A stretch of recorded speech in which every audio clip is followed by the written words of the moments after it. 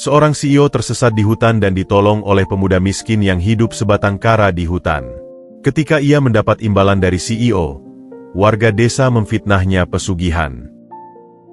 Matahari pagi baru saja mulai menyibak selimut kabut tebal yang menyelimuti lereng Gunung Kelir.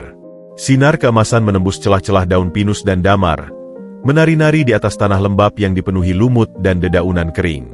Di sebuah pondok kayu sederhana yang nyaris tersembunyi di balik rimbunnya hutan, asap tipis sudah mengepul dari cerobong daruratnya, menandakan penghuni rumah itu telah memulai hari. Fahri, pemuda berusia 22 tahun dengan mata jernih yang menyimpan kedamaian, duduk di bangku panjang di depan pondoknya, menikmati secangkir teh herbal hangat yang baru saja diseduhnya. Uap dari cangkir tanah liat itu berbaur dengan hembusan nafasnya di udara dingin pagi itu. Dunia masih tidur, bisiknya pada seekor burung pipit yang hinggap di pagar kayu depan rumah, seolah-olah memiliki teman untuk berbagi pikiran. Burung itu mencicit pendek, lalu terbang meninggalkannya. Fahri tersenyum kecut. Kesendirian memang telah menjadi teman akrabnya sejak neneknya, satu-satunya keluarga yang ia kenal, meninggalkannya setahun yang lalu untuk selama-lamanya. Kini, hanya kenangan dan segala kearifan yang diajarkan sang nenek yang menemaninya. Pondok kayu itu sederhana, terdiri dari 2 ruangan saja, kamar tidur dan ruang utama yang berfungsi sebagai dapur dan ruang tamu. Dindingnya dari papan kayu meranti yang sudah berubah warna menjadi kelabu dimakan usia, dengan atap dari anyaman daun rumbia yang dengan setia melindunginya dari hujan dan terik. Namun, di balik kesederhanaannya, pondok itu penuh dengan kehangatan dan kenangan. Di sudut ruangan, terdapat sebuah lemari kayu tua berisi beberapa helai pakaian dan buku-buku pelajaran SD SMP yang sudah usang, peninggalan masa lalunya ketika ia masih sempat mengenyam pendidikan sebelum harus fokus merawat neneknya yang sakit-sakitan. Hari ini harus ke kebun selatan, Nek, ucap Fahri lirih, menatap foto neneknya yang terpajang di dinding, dibingkai dengan bingkai kayu sederhana. Ubi di sana kayaknya sudah siap panen. Beberapa bisa kita jual ke pasar desa nanti Jumat. Seolah-olah foto itu menjawab, angin pagi tiba-tiba berhembus lebih kencang, membuat daun-daun di sekitar pondok bergemerisik. Fahri mengangguk, seolah memahami itu adalah restu.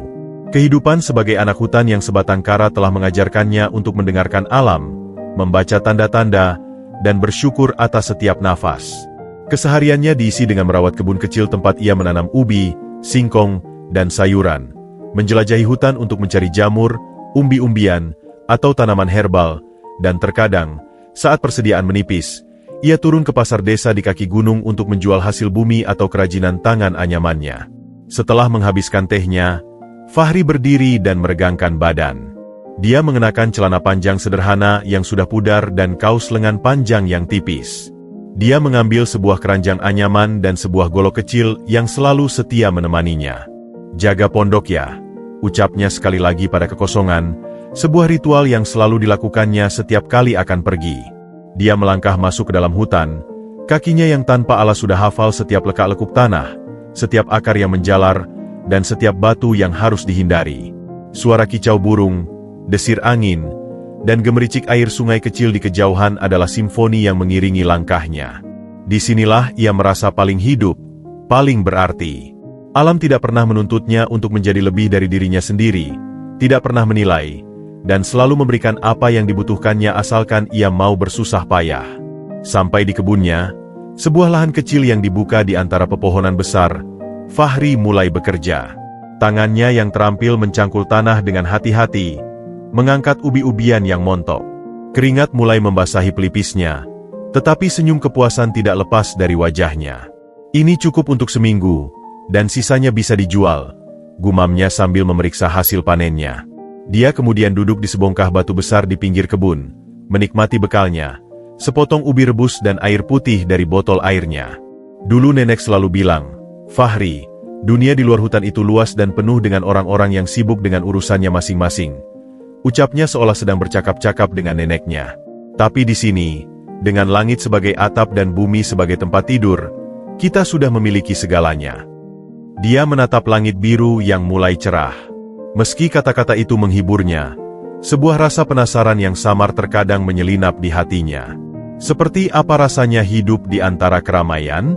Seperti apa wajah orang-orang yang sibuk itu? Namun, penasaran itu selalu berhasil ia tepis. Hidupnya damai di sini. Tenang. Dan bagi Fahri, yang pernah merasakan getirnya kehilangan, ketenangan adalah harta yang tak ternilai.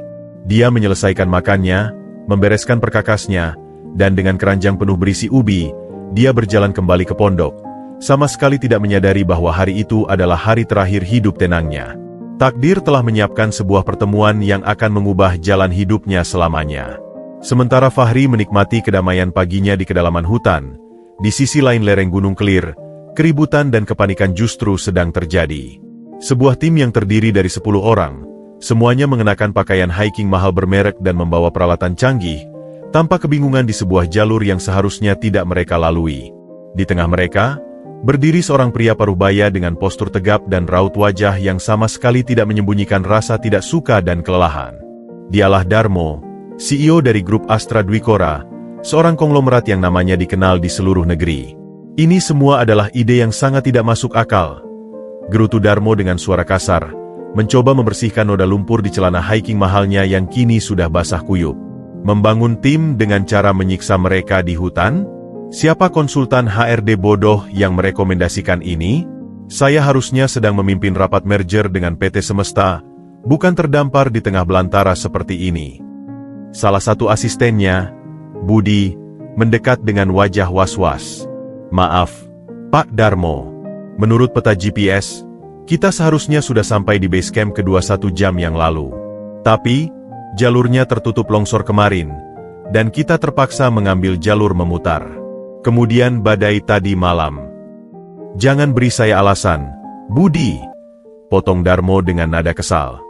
Saya membayar konsultan outdoor profesional mahal-mahal agar hal seperti ini tidak terjadi. Di mana koordinator lapangannya? Kenapa bisa tersesat? Seorang pria berbadan kekar dengan kumis tebal, Pak Rudi sang koordinator, mendekat dengan wajah penuh tekanan. Permisi, Pak Darmo. Situasinya memang di luar perkiraan. Badai tadi malam merobohkan beberapa pohon penanda, dan sinyal GPS terganggu karena cuaca. Tim sedang berusaha menemukan arah yang benar. Darmo menghela napas panjang. Rasa frustrasinya memuncak. Luangkan waktu Anda untuk berusaha menemukan. Rudi, saya punya jadwal meeting online dengan investor Singapura besok pagi. Jika saya tidak bisa hadir karena tersesat di hutan, bayangkan bagaimana citra perusahaan kita. Dia memandang sekelilingnya. Pohon-pohon tinggi menjulang seakan mengepungnya, membuatnya merasa kecil dan tidak berdaya. Suara serangga dan burung yang bagi Fahri adalah musik yang menenangkan, bagi Darmo adalah suara yang mengganggu dan membuatnya semakin gugup. Dia adalah seorang yang menguasai seni negosiasi di ruang rapat ber-AC, seorang yang bisa membaca grafik saham yang paling rumit, tetapi di sini, di tengah hutan yang tak tersentuh, semua keahliannya itu tak ada artinya. Dia tidak bisa mengakuisisi atau merger dengan alam. Baik, Pak. Kami akan segera menemukan jalannya, jawab Rudi dengan suara datar sebelum berbalik dan berteriak pada timnya. Cek peta kompas lagi. Siapa yang punya sinyal ponsel? Jawabannya adalah gelengan kepala semua orang. Ponsel satelit yang mereka bawa, yang menjadi andalan terakhir, ternyata baterainya habis karena usaha mencari sinyal yang terus-menerus. Kepanikan mulai menyebar di antara anggota tim. Suasana hujan gerimis yang mulai turun lagi, hanya memperburuk keadaan. Pak Darmo, bagaimana kalau kita beristirahat sebentar di sini? Hujan mulai deras. Saran Budi, mencoba melindungi bosnya dengan jaket hujan. Beristirahat? Di mana?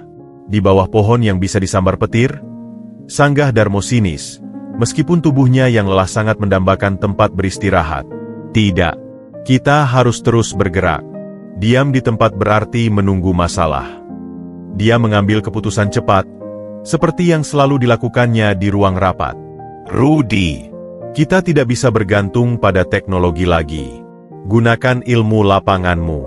Cari tanda-tanda alam, aliran sungai, apa saja yang bisa membawa kita keluar dari sini. Rudi mengangguk, meski raut wajahnya menunjukkan keraguan. Saya akan coba, Pak. Tapi dengan visibilitas yang rendah seperti ini, akan sangat berisiko. Saya lebih takut pada jadwal yang molor daripada risiko tersesat lebih jauh. Rudi. Hardik Darmo, kewibawaannya sebagai CEO mengambil alih. Sekarang, pimpin jalan. Dengan berat hati, Rudy dan timnya mulai memotong semak-semak, mencoba mencari jalur. Darmo berjalan di tengah-tengah rombongan, rasa jengkel dan cemas bergolak dalam dadanya. Pikirannya dipenuhi dengan dampak finansial jika ia tidak bisa menghadiri meeting besok, tentang proyek yang bisa tertunda, tentang citra dirinya yang bisa ternoda karena insiden liburan yang konyol ini. Ini adalah pelajaran mahal, Budi, ucap Darmo pada asistennya sambil berjalan tertatih-tatih. Kadang, kita terlalu percaya pada teknologi dan mengabaikan hal-hal dasar. Tapi saya tidak menyangka hal dasar itu bisa begitu menantang. Budi hanya mengangguk, tidak berani menanggapi lebih jauh. Mereka terus berjalan selama hampir 2 jam. Namun pemandangan di sekitar masih sama, hutan lebat dan tak bersahabat. Kelelahan dan keputusasaan mulai melanda seluruh tim, termasuk Darmo. Kaki yang tidak terbiasa berjalan di medan kasar mulai terasa nyeri.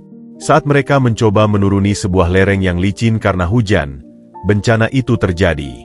Darmo, yang kurang konsentrasi karena memikirkan meetingnya, menginjak sebuah batu yang licin.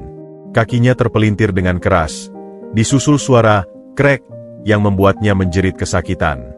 Rasa sakit yang tajam menyebar dari pergelangan kakinya, memaksanya untuk jatuh dan tergelincir beberapa meter ke bawah, jauh dari rombongannya. "Pak Darmo!" teriak Budi dan Rudy hampir bersamaan. Darmo terbaring di tanah basah, menahan rasa sakit yang luar biasa. Wajahnya memucat. Ini adalah puncak dari hari yang buruk. Dia terluka, tersesat, dan sekarang terpisah dari timnya. Untuk pertama kalinya dalam bertahun-tahun, Darmo merasa benar-benar tak berdaya. Dia, sang penguasa bisnis, takluk oleh sebuah batu licin di tengah hutan. "Budi, Rudy, saya di sini," teriaknya, tetapi suaranya tenggelam oleh derasnya hujan dan gemuruh guntur. Dia mencoba berdiri, tetapi sakit di kakinya terlalu hebat. Dalam kepanikannya, matanya menangkap sesuatu di kejauhan. Sehelai asap tipis mengepul dari balik pepohonan. Harapan terakhirnya muncul. Di mana ada asap, di situ mungkin ada kehidupan. Dengan sisa tenaga dan tekad untuk survive, Darmo mulai merangkak, meninggalkan jejak darah dan lumpur, menuju arah asap itu. Setiap tarikan napas terasa menyakitkan. Setiap gerakan adalah siksaan. Dalam pikirannya yang kacau, hanya satu yang tersisa, bertahan hidup. Meeting, merger, dan citra perusahaan semuanya tiba-tara menjadi tidak penting. Saat itu, yang ia inginkan hanyalah kehangatan dan pertolongan. Sementara itu, di pondok kayunya yang sederhana, Fahri baru saja menyelesaikan pekerjaannya membersihkan dan menyimpan hasil panen ubi. Hujan yang turun sejak siang membuat suasana di dalam hutan terasa semakin sunyi dan lembab. Dia duduk di ambang pintu, memandangi rintik-rintik hujan yang jatuh menimpa daun-daun pisang di halaman, sambil tangan dengan cekatan menganyam sebuah keranjang dari rotan. Aktivitas ini selalu memberinya ketenangan, menghubungkannya dengan kenangan akan sang nenek yang dengan sabar mengajarkannya keterampilan ini. Anyaman yang kuat dimulai dari pondasi yang benar. Fahri, bayangannya seolah mendengar suara lembut neneknya. Seperti hidup. Jika pondasinya kuat, badai apapun akan bisa kita hadapi. Dia menghela napas pelan. Pondasinya memang kuat. Ajaran untuk jujur, bersyukur, dan rendah hati. Tapi, kadang dia bertanya-tanya, apakah pondasi itu cukup untuk menghadapi kesendirian yang begitu panjang? Tiba-tiba, suara gertakan ranting dan suara gesekan yang tidak biasa memecah kesunyian. Bukan suara binatang hutan yang biasa dia dengar. Ini lebih berat, seperti sesuatu, atau seseorang, yang terseret. Fahri menghentikan aktivitasnya, mendengarkan dengan saksama. Suara itu semakin jelas, diselingi erangan kesakitan yang tertahan. Tanpa pikir panjang, dia meletakkan anyamannya, mengambil golok kecilnya, dan mantel daun yang tergantung di pintu, lalu melangkah keluar pondok. Hujan yang rintik-rintik tidak dia hiraukan. Dia membuntuti suara itu, langkahnya ringan dan penuh kewaspadaan. Jejak yang tidak biasa terlihat di tanah berlumpur, jejak sepatu but besar, bukan jejak kaki telanjang atau cakar binatang. Hatinya berdebar-debar. Jarang sekali ada orang yang sampai ke wilayahnya yang terpencil ini. Sampailah dia di tepi sebuah anak sungai kecil. Airnya yang biasanya jernih kini keruh oleh hujan. Dan di sana, Terkembang di antara batu-batu sungai dan semak belukar, tergeletak seorang pria.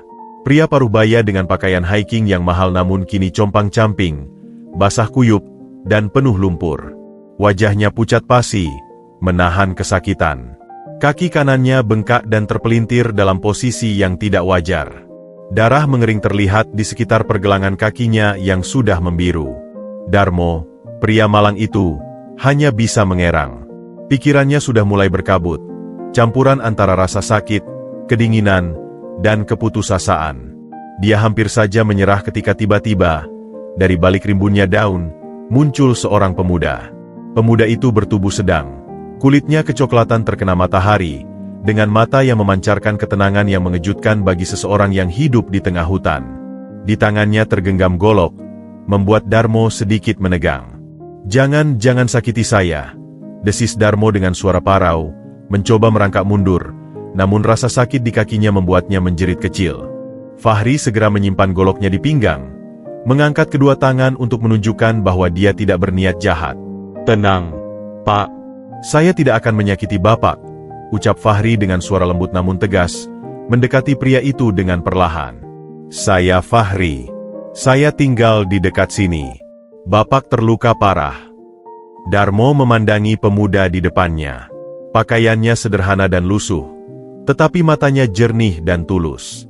Ada aura ketenangan yang dipancarkan pemuda ini, sangat kontras dengan kepanikan yang dirasakannya sendiri. Saya, Darmo, balasnya, napasnya masih tersengal.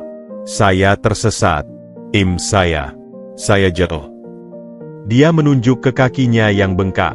Rasa sakitnya begitu menusuk hingga membuat matanya berkaca-kaca, bukan hanya karena fisik, tetapi juga karena kelegaan bertemu dengan manusia. Fahri langsung berlutut di samping Darmo. Matanya memeriksa luka dengan cermat. Pergelangan kaki Bapak kemungkinan patah atau kesleo parah. Tidak bisa dibiarkan begitu saja. Dia melihat ke arah hutan yang semakin gelap. Hujan akan semakin deras. Pondok saya tidak jauh dari sini. Saya harus membawa Bapak ke sana. Darmo melihat ke sekeliling. Kegelapan mulai menyapu hutan, dan suara-suara malam mulai terdengar. Dia tidak punya pilihan lain. Dengan mengerahkan sisa keberaniannya, dia mengangguk lemas. Baik. Terima kasih, Fahri. Dengan kekuatan yang mengejutkan dari tubuhnya yang ramping, Fahri dengan hati-hati membantu Darmo berdiri dengan satu kaki, lalu mendukungnya untuk berjalan. Setiap langkah terasa menyiksa bagi Darmo, tetapi Fahri dengan sabar menahannya, terus memberi semangat. Sedikit lagi, Pak. Kita hampir sampai. Sesampainya di pondok, Fahri dengan lemah lembut membaringkan Darmo di dipan kayu sederhana di sudut ruangan. Dia segera menyalakan kembali api di perapian, menghangatkan ruangan yang lembab. Kemudian, dengan cekatan, dia mengambil air hangat dan kain bersih. Ini akan sedikit perih, Pak. Peringatannya sebelum mulai membersihkan luka di kaki Darmo dengan hati-hati. Setelah bersih, dia mengambil semacam tumbuhan hijau yang sudah dikeringkan dari rak di dinding, menumbuknya di atas sebuah batu yang datar, dan mencampurnya dengan sedikit air hingga menjadi pasta berwarna hijau tua. Ini apa? Tanya Darmo dengan curiga, menatap pasta hijau itu. Ramuan nenek saya, Pak. Namanya daun sembung dan akar alang-alang. Bisa mengurangi bengkak dan nyeri. Jelas Fahri sambil dengan percaya diri mengoleskan ramuan itu ke pergelangan kaki yang bengkak, lalu membalutnya dengan kain bersih. Darmo merasakan sensasi dingin yang segera diikuti oleh rasa nyeri yang sedikit mereda. Setelah mengobati lukanya, Fahri memberikan Darmo satu-satunya setel pakaian bersih yang dimilikinya. Sebuah kaos lengan panjang dan celana panjang sederhana yang sudah pudar, namun bersih dan wangi. Kemudian, dia menyodorkan sebuah cangkir tanah liat berisi teh herbal hangat. Minum ini, Pak. Akan membantu menghangatkan tubuh dan mengurangi stres. Darmo menerima cangkir itu dengan tangan bergetar. Uap hangat dari teh menyentuh wajahnya, dan untuk pertama kalinya sejak tersesat, dia merasa sedikit aman. Dia memandangi Fahri yang sedang membenahi perapian. Pemuda ini, dengan sumber daya yang sangat terbatas, telah memberinya pertolongan, kehangatan, dan yang terpenting, martabatnya kembali. Fahri, ucap Darmo, suaranya serak karena haru. Saya Saya tidak tahu harus berterima kasih bagaimana. Anda telah menyelamatkan nyawa saya. Fahri hanya tersenyum kecil. Matanya berbinar diterpa cahaya api. Tidak perlu berterima kasih, Pak Darmo. Menolong orang yang kesusahan adalah kewajiban setiap manusia. Nenek saya selalu bilang, rezeki yang kita berikan kepada orang lain akan kembali kepada kita suatu hari nanti. Kalimat sederhana itu menyentuh relung hati Darmo yang paling dalam. Di dunia bisnisnya, segalanya diukur dengan transaksi dan keuntungan. Tapi di sini, di pondok sederhana ini, seorang pemuda miskin mengajarkannya tentang kemanusiaan tanpa pamrih. Dia meminum tehnya perlahan, merasakan kehangatan tidak hanya di tubuhnya, tetapi juga di hatinya. Malam itu, di bawah langit yang gelap dan hujan yang terus mengguyur hutan, sebuah ikatan tak terduga mulai terjalin antara seorang CEO dan seorang anak hutan. Api di perapian menjilat-jilat kayu bakar dengan gemulai, menerangi ruangan kecil itu dengan cahaya oranye yang hangat. Suara gemericik hujan di atap rumbia dan desiran angin yang sesekali menyusup lewat celah-celah papan kayu menjadi musik pengiring bagi dua manusia dari dunia yang begitu berbeda. Darmo, yang kini telah berganti pakaian sederhana Fahri, duduk bersandar di dipan. Kakinya yang dibalut masih terasa nyeri, namun sensasi dingin dari ramuan herbal itu sudah jauh mengurangi rasa sakitnya. Dia memegang cangkir tanah liat berisi teh herbal, menikmati kehangatannya. Rasanya aneh, gumam Darmo tiba-tiba, memecah kesunyian. Di tengah semua keterbatasan ini, di pondok tanpa listrik ini, saya justru merasa lebih tenang daripada di apartemen mewah saya yang serba ada. Dia menghela napas, menatap nyala api. Hari ini saya mengalami betapa tidak berdayanya manusia ketika teknologi dan uang tak lagi berarti. Fahri yang sedang duduk di lantai dekat perapian, mengasah golok kecilnya dengan batu asah, mengangkat kepalanya. Alam memang guru yang paling jujur. Pak, dia tidak peduli kita kaya atau miskin. Dia memperlakukan semua orang sama. Yang dia minta hanya rasa hormat. Darmo memandang Fahri dengan penuh ketertarikan. Kebijaksanaan yang terpancar dari pemuda itu jauh melampaui usianya. Kau tinggal di sini sendirian, Fahri. Fahri mengangguk. Senyum kecil mengembang di bibirnya, namun matanya menerawang mengenang. Iya, Pak. Sejak nenek saya meninggal setahun lalu. Dulu, kami berdua saja. Ibu dan bapak saya sudah lama pergi ketika saya masih kecil, mencari kerja ke kota, katanya. Tapi tidak pernah kembali. Suaranya datar, seolah telah menerima takdirnya. Neneklah yang membesarkan saya, mengajarkan semua yang saya tahu tentang hutan ini. Cara bertahan, cara menyembuhkan, cara menghormati. Mendengar pengakuan itu, hati Darmo tersentuh. Dia membayangkan kesepian yang harus ditanggung pemuda ini di usianya yang masih sangat muda. Kau tidak pernah ingin pergi? Mencoba peruntungan di kota? Fahri menghentikan aktivitas mengasahnya, menatap api. Pernah, Pak. Tapi, di sini saya merasa berarti. Setiap pohon, setiap hewan, seolah adalah keluarga. Di kota, saya hanya akan menjadi orang asing. Lagi pula, dia menunjuk foto neneknya di dinding. Saya berjanji pada nenek untuk menjaga tempat ini. Pondok dan kebun ini adalah warisan satu-satunya untuk saya. Darmo terdiam sejenak, membandingkan kehidupan Fahri dengan kehidupannya sendiri. Dia memiliki segalanya, kekayaan, kekuasaan, pengaruh, tetapi tidak pernah merasa cukup. Selalu ada saja yang harus dikejar, saingan yang harus dikalahkan, target yang harus dicapai. Kesederhanaan dan kepuasan Fahri justru membuatnya iri. Ceritakan tentang duniamu, Pak Darmo, pinta Fahri tiba-tiba, matanya penuh rasa ingin tahu. Seperti apa rasanya menjadi CEO? Dia mengucapkan kata CEO dengan hati-hati, sebuah gelar yang asing di telinganya. Pertanyaan itu membuat Darmo tersenyum kecut. Dunia saya. Dia menghela napas. Bayangkan sebuah hutan, Fahri. Tapi bukan hutan seperti ini.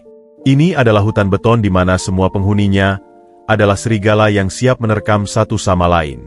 Saya harus menjadi serigala yang paling kuat, paling cerdik, agar tidak dimangsa. Dia berhenti, meminum tehnya. Saya memimpin sebuah perusahaan besar. Ribuan orang bergantung pada keputusan saya. Setiap hari adalah pertempuran, melawan kompetitor, memenuhi ekspektasi investor, menjaga agar perusahaan tetap menguntungkan.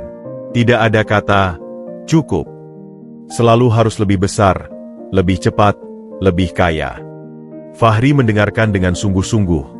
Wajahnya berkerut seolah mencerna gambaran yang asing baginya. Tapi, apakah Bapak bahagia? Pertanyaan sederhana itu seperti pukulan telak bagi Darmo. Dia tertegun. Bahagia? Kapan terakhir kali dia benar-benar memikirkan kebahagiaannya? Dia sibuk membangun kerajaannya, mengumpulkan kekayaan. Tetapi apakah itu membuatnya bahagia? Kebahagiaan. Darmo mengulangi kata itu perlahan. Itu adalah barang mewah yang seringkali terlupakan dalam perlombaan mengejar kesuksesan. Fahri, saya kira, saya lupa bagaimana caranya merasa benar-benar bahagia. Dia memandang Fahri. Tapi melihatmu hari ini, dengan segala keterbatasanmu, kau justru terlihat lebih damai daripada siapapun yang saya kenal di dunia saya. Fahri tersenyum, matanya berbinar. Nenek saya bilang, kebahagiaan itu seperti kupu-kupu. Semakin dikejar, semakin menjauh. Tapi jika kita duduk diam dengan tenang, dia akan datang dan hinggap di pundak kita. Dia berdiri dan mengambil sepotong ubi rebus dari atas perapian, membaginya menjadi dua, dan memberikan separuhnya kepada Darmo. Ini makan malam kita, Pak. Sederhana, tapi semoga cukup. Darmo menerima ubi rebus itu dengan tangan bergetar. Di dunia luar, dia bisa membeli restoran termahal sekalipun tanpa berpikir dua kali. Tapi di sini, sepotong ubi rebus yang diberikan dengan tulus rasanya lebih berharga daripada makanan mewah apapun. Rasa syukur yang dalam membanjiri hatinya. Terima kasih, Fahri, ucapnya, suaranya serak. Bukan hanya untuk makanan ini, tapi untuk pelajaran berharganya. Kau telah membuka mata saya tentang banyak hal malam ini. Mereka menghabiskan malam dengan bercakap-cakap.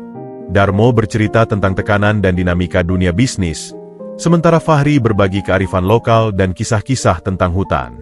Meski berasal dari dua kutub kehidupan yang berbeda, mereka menemukan benang merah kemanusiaan yang menyatukan mereka.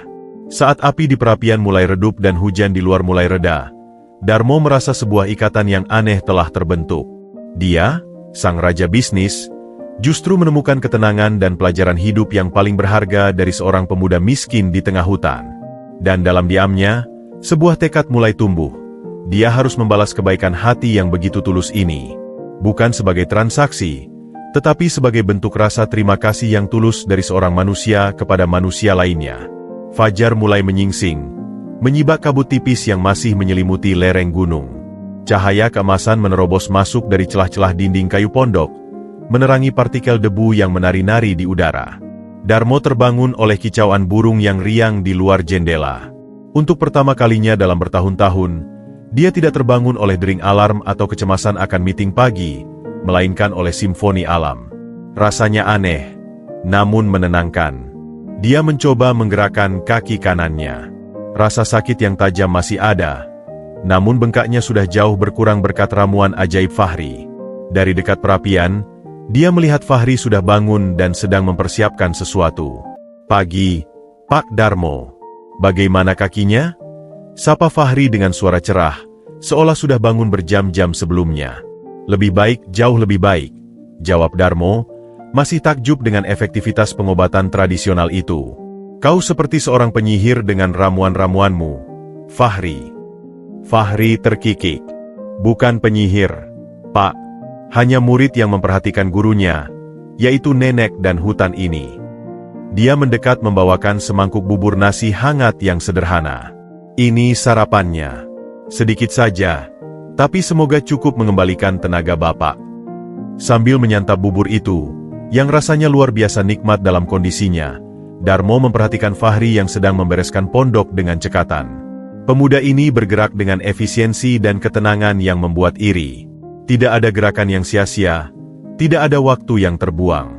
Kita harus mencoba menemui tim penyelamat hari ini, Pak, ujar Fahri sambil mengemas sebuah kantong kecil berisi ramuan dan bekal. Mereka pasti sedang mencari Bapak. Saya akan antar Bapak ke jalur evakuasi terdekat. Darmo mengangguk. Perasaan campur aduk membanjiri hatinya. Di satu sisi, dia ingin segera keluar dari hutan ini, kembali ke kehidupan nyamannya. Di sisi lain, ada perasaan berat untuk meninggalkan ketenangan dan ketulusan yang ditemukannya di pondok sederhana ini. Setelah sarapan, dengan kaki yang masih tertatih-tatih, Darmo dibimbing Fahri keluar dari pondok. Fahri dengan sigap membuatkan tongkat dari dahan kayu yang kuat untuk membantu Darmo berjalan. Perjalanan menuruni lereng gunung dilakukan dengan perlahan. Fahri dengan sabar menyesuaikan langkahnya, terus memastikan Darmo tidak tergelincir atau kesakitan. "Kau sangat mengenal hutan ini," ucap Darmo, kagum dengan kemampuan Fahri membaca tanda-tanda alam yang tak terlihat oleh matanya. "Rumah saya, Pak. Seperti Bapak yang hafal dengan setiap detail di kantor Bapak, saya hafal dengan setiap pohon dan belokan di sini," jawab Fahri sambil membantu Darmo menyeberangi sebuah sungai kecil dengan batu pijakan. "Lihat itu." Dia menunjuk ke jejak kaki di lumpur. "Ini jejak sepatu hiking baru. Tim penyelamat sudah dekat." Benar saja, tak lama kemudian, suara-suara manusia dan gema walkie-talkie terdengar dari kejauhan. "Pak Darmo, ada yang di sana," teriak seorang anggota tim penyelamat. Kegembiraan dan kelegaan meluap ketika rombongan penyelamat, disertai Budi dan Rudi yang wajahnya penuh kecemasan, akhirnya menemukan mereka. Budi langsung menghampiri, hampir menangis. "Pak Darmo, syukurlah. Kami mencari Bapak semalaman," katanya, memeluk bosnya dengan erat. Darmo, yang biasanya menjaga jarak profesional dengan bawahannya, kali ini membiarkan pelukan itu. Pengalaman mendekati kematian telah melunakkan hatinya. "Laporan, Budi. Bagaimana dengan meeting Singapura?" tanya Darmo, naluri bisnisnya perlahan kembali. "Sudah saya reschedule, Pak." Investor sangat mengerti setelah mendengar situasinya. "Yang penting Bapak selamat." Saat tim medis memeriksa kaki Darmo, dia menoleh untuk mencari Fahri. Pemuda itu berdiri agak jauh, di pinggir hutan, seolah tidak ingin mengganggu. Dia tersenyum kecil, memberikan isyarat bahwa semuanya baik-baik saja. "Tunggu sebentar," kata Darmo pada tim medisnya. Dengan bantuan tongkat, dia mendekati Fahri. Perasaan haru tiba-tiba menyergapnya. "Bagaimana cara membalas kebaikan yang begitu tulus?" "Fahri," ucap Darmo, suaranya berat oleh emosi. "Kata-kata tidak akan cukup untuk mengungkapkan terima kasih saya.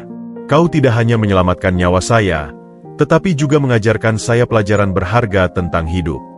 Fahri hanya tersenyum, matanya jernih. "Saya hanya melakukan apa yang seharusnya dilakukan setiap manusia, Pak Darmo." Darmo mengeluarkan dompet kulitnya yang basah namun masih utuh. Dia mengambil selembar kartu nama pribadinya yang terbuat dari logam tipis. Di belakangnya, dia menuliskan sebuah nomor telepon dengan pulpen. "Ini kartu nama saya. Nomor di belakangnya adalah telepon pribadi saya. Hanya sedikit orang yang memilikinya," katanya, menyerahkan kartu itu kepada Fahri. "Jika kau membutuhkan apapun sekalipun, jangan ragu untuk menghubungi saya. Atau jika kau suatu hari memutuskan untuk melihat dunia luar, datanglah pada saya." Fahri menerima kartu itu dengan penuh hormat, memandangi tulisan timbul nama Darmo di atasnya. Benda itu terasa asing dan mewah di tangannya yang kasar. "Saya hargai ini, Pak. Tapi saya tidak mengharapkan imbalan." "Saya tahu," jawab Darmo, meletakkan tangan di pundak Fahri. "Itulah yang membuat semua ini begitu berharga. Ingat, Fahri, dunia ini luas. Kau memiliki potensi yang besar. Jangan batasi dirimu hanya di sini." Mobil evakuasi sudah siap. Saat Darmo hendak berbalik untuk pergi, dia berhenti sejenak. "Percayalah pada kebaikanmu, Fahri, dan jagalah dirimu." Dengan perasaan berat, Fahri melihat mobil itu perlahan menjauh, membawa pergi orang yang selama satu malam singkat telah memberinya sekilas tentang dunia lain. Dia memandangi kartu nama di tangannya, lalu menatap hutan di sekelilingnya. Sesuatu dalam hatinya berkata, hidupnya tidak akan pernah sama lagi. Janji di ujung kabut pagi itu bukan hanya sekadar janji, itu adalah awal dari sebuah perubahan besar yang tak terduga. Matahari terik menyengat kulit Fahri yang terbiasa dengan teduhnya kanopi hutan. Seminggu telah berlalu sejak kejadian itu, dan kehidupan Fahri berusaha kembali ke rutinitas lamanya. Namun, Ada sesuatu yang berbeda. Kartu nama logam itu, yang kini disimpannya rapi di dalam sebuah kalung kecil dan digantungkan di lehernya, terasa seperti beban sekaligus penasaran. Setiap kali tangannya menyentuhnya, ingatannya melayang pada Pak Darmo dan percakapan mereka di pondok. Pagi itu, saat Fahri sedang memanen beberapa sayuran dari kebunnya, telinganya menangkap suara mesin yang kasar, suara yang asing dan tidak biasa di wilayahnya. Sebuah mobil pick-up tua berwarna merah, berdebu, dan penuh dengan goresan, berhenti dengan susah payah di jalur sempit yang mengarah ke pondoknya. Seorang pria paruh baya dengan kumis tebal dan topi bordir bertuliskan sebuah perusahaan kurir, turun sambil membawa sebuah amplop coklat. "Permisi, Pak." "Nama Fahri?" teriak pria itu, matanya menyipit memperhatikan pondok kayu yang sederhana, seolah tak yakin ini adalah alamat yang benar. Fahri, dengan hati-hati, mendekati. "Saya Fahri. Ada perlu apa, Pak?" "Ada paket khusus untuk Anda. Tanda tangan dulu, ya." Pria itu menyodorkan sebuah papan klip beserta selembar kertas. Matanya tak berhenti memeriksa sekeliling, penuh rasa ingin tahu. "Dari kota, nih. Langsung dari PT Astra Dwikora." "Wah, hebat juga Anda kenal orang sana." Jantung Fahri berdebar kencang. PT Astra Dwikora. Itu adalah perusahaan yang disebut-sebut Pak Darmo. Dengan tangan sedikit gemetar, ia menandatangani kertas itu dan menerima amplop tersebut. Di dalamnya, terdapat selembar tiket bus eksekutif jurusan ke kota, sebuah voucher menginap di hotel berbintang, dan selembar surat singkat yang ditulis di atas kertas berkop perusahaan. "Untuk Fahri, tolong gunakan tiket dan voucher ini. Saya ingin bertemu dan membalas kebaikanmu. Jangan khawatir, semuanya sudah saya atur. Darmo." Pria kurir itu mengangguk-angguk. Kata yang mengirim, "Anda harus berangkat besok pagi. Ada yang jemput di terminal nanti." "Gila, dapat rezeki nomplok ya, Bang?" ujarnya sambil kembali naik ke mobil pick-up-nya dan pergi, meninggalkan Fahri dalam kebingungan yang mendalam. Malam itu adalah malam yang paling gelisah bagi Fahri. Ia memandangi tiket dan voucher itu, perasaannya campur aduk. Di satu sisi, ada rasa penasaran yang besar untuk melihat kota dan bertemu kembali dengan Pak Darmo. Di sisi lain, rasa takut akan hal yang asing dan keengganan meninggalkan rumahnya membuatnya ragu. Akhirnya, dengan niat sekadar silaturahmi dan menepati janji Pak Darmo untuk bertemu, ia memutuskan untuk pergi. Perjalanan ke kota adalah sebuah kejutan budaya yang besar. Kebisingan, polusi, gedung-gedung tinggi yang menutupi langit, dan kerumunan orang yang berjalan cepat tanpa saling peduli, semua membuatnya merasa kecil dan tersesat. Sesampainya di terminal, seorang pria berkemeja rapi dan berdasi, salah satu staf Pak Darmo, langsung menyambutnya dan membawanya dengan mobil mewah ke sebuah showroom mobil yang begitu megah dan berkilau, membuat Fahri hampir silau. Di dalam showroom yang sejuk ber-AC dan berbau kulit baru itu, seorang manajer dengan senyum lebar menyambutnya. "Selamat pagi, Mas Fahri. Atas perintah langsung Bapak Darmo, kami diperintahkan untuk menyerahkan unit ini kepada Anda." Pria itu menunjuk sebuah SUV besar berwarna hitam pekat yang kinclong, dipajang di tengah ruangan seperti sebuah mahkota. Fahri terpana. Mulutnya terbuka lebar. Ia tidak bisa berkata-kata. Mobil? Itu untuk saya?" ucapnya gagap. Tidak bisa. Ini terlalu besar. Perintah langsung dari Bapak Direktur Utama, Mas. Semua dokumen sudah atas nama Anda. Ini kuncinya. Sang manajer dengan ramah menyerahkan sebuah kunci mobil elektronik yang berkilau. Sebelum Fahri sempat menolak atau memprotes lebih lanjut, ia sudah dibimbing untuk duduk di dalam mobil mewah itu. Kursi kulitnya yang empuk dan interiornya yang mewah membuatnya merasa seperti berada di dalam mimpi yang sedikit menakutkan. Ia bahkan tidak tahu bagaimana cara menyalakannya. Kejutan belum berakhir. Mobil itu kemudian membawanya, dengan sopir yang ditugaskan khusus, ke sebuah menara apartemen tinggi yang menjulang di pusat kota. Di lobi yang megah dan mewah, berdirilah Pak Darmo sendiri, dengan senyum lebar dan mata yang berbinar bangga. "Fahri, akhirnya kita bertemu lagi," sambut Darmo, memeluk Fahri erat-erat. "Bagaimana perjalananmu?" Fahri, yang masih limbung dan pusing, hanya bisa menggeleng-geleng kepalanya. Pak Darmo, mobil itu. Saya tidak mengerti. Ini terlalu banyak. Darmo tertawa, memimpin Fahri ke lift kaca yang bergerak cepat ke lantai 25. Kau menyelamatkan nyawaku, Fahri. Sebuah mobil dan tempat tinggal adalah hal yang kecil bagiku. Ini adalah balas budi yang tulus. Pintu lift terbuka, dan Darmo membawa Fahri ke sebuah unit apartemen yang luas, modern, dan memiliki pemandangan kota yang spektakuler dari jendela kaca lebar. Semuanya serba baru, berkilau, dan mewah.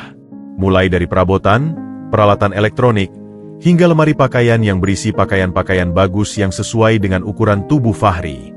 Selamat datang di rumah barumu, Fahri, kata Darmo, meletakkan tangan di bahu pemuda itu. Mulai baru hidupmu. Kau bisa bekerja di perusahaanku.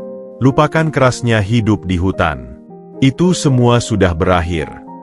Fahri berjalan pelan di dalam apartemen itu, menyentuh permukaan marmer yang dingin, memandangi sofa kulit yang besar. Rasanya seperti berada di film. Namun, di balik segala kemewahan ini, sebuah perasaan anak melingkupi hatinya. Ini semua terlalu cepat, terlalu mudah, dan terlalu asing. Dia merasa seperti seorang penjaga kebun binatang yang tiba-tiba dimasukkan ke dalam kandang singa yang mewah. Indah, tapi bukan dunianya. Kejutan yang seharusnya membahagiakan ini justru membuatnya pusing dan merasa tidak pada tempatnya. Dia mendapatkan segalanya, tetapi dalam sekejap. Sebuah mobil jemputan, bukan SUV mewah pemberian Darmo, melainkan mobil dinas perusahaan, membawanya ke kantor pusat grup Astra Dwikora. Gedung pencakar langit itu begitu megah dan menakutkan. Di dalam lobi yang dipenuhi orang-orang berjas rapi yang berjalan cepat sambil menatap layar ponsel mereka, Fahri merasa seperti ikan yang terlempar ke daratan. Budi, asisten Darmo, sudah menunggunya. Selamat pagi, Fahri. Senang melihatmu lagi, sapa Budi dengan ramah, namun ada jarak profesional dalam sikapnya. Ikut saya. Saya akan antar kamu ke bagian umum untuk orientasi. Fahri mengikuti Budi melewati labirin koridor yang berkilau. Mereka sampai di sebuah ruangan kecil di bagian belakang gedung, di dekat area gudang dan dapur. Beberapa orang yang mengenakan seragam office bow dan petugas kebersihan sedang mendengarkan pengarahan dari seorang supervisor. Fahri, ini Pak Joko, supervisor divisi umum. Kamu akan mulai dari sini, kata Budi sebelum berpamitan dengan cepat. Pak Joko, pria berperawakan gemar dan bermata sipit, memandangi Fahri dari ujung kepala sampai ujung kaki. Jadi, kamu orangnya Pak Darmo? Tanyanya dengan nada sedikit sinis. Baik, tugasmu sederhana. Antar dokumen antar divisi, bersihkan area yang ditugaskan, pastikan persediaan air minum dan kopi di setiap lantai tercukupi. Jangan sampai ada keluhan. Paham? Fahri mengangguk patuh. Paham, Pak. Hari pertamanya adalah sebuah ujian kesabaran dan fisik. Dia harus mengingat denah gedung yang rumit, menghafal nama-nama divisi yang asing di telinganya, dan melayani permintaan karyawan yang terkadang kasar dan tidak sabar. Banyak yang memandangnya dengan curiga, berbisik-bisik ketika dia lewat. Kabar tentang anak didikan Pak Darmo yang bekerja sebagai office boy sudah menyebar, menimbulkan kecemburuan dan prasangka. Saat istirahat siang, dia duduk sendirian di kantin, menyendoki nasi kotaknya yang terasa hambar. Dia melihat sekelilingnya. Kelompok-kelompok karyawan tertawa dan bercengkrama, sementara dia duduk sendiri. Seorang wanita muda dari divisi pemasaran mendekatinya. Hai, kamu Fahri, ya? Saya Sari. Katanya kamu yang menyelamatkan Pak Darmo di hutan. Tanyanya penuh rasa ingin tahu. Fahri mengangguk, tersenyum kecil. Iya, kebetulan saja, Mbak. Wah, hebat. Lalu, kenapa kamu cuma jadi office boy? Mestinya Pak Darmo kasih kamu posisi yang lebih enak, dong. Pertanyaan itu membuat Fahri tersentak. Dia sendiri tidak pernah memikirkan hal itu. Baginya, bisa bekerja dan belajar sudah cukup. Saya senang bisa belajar dari bawah, Mbak. Sari mengedipkan mata. Hati-hati saja. Banyak yang iri sama kamu di sini.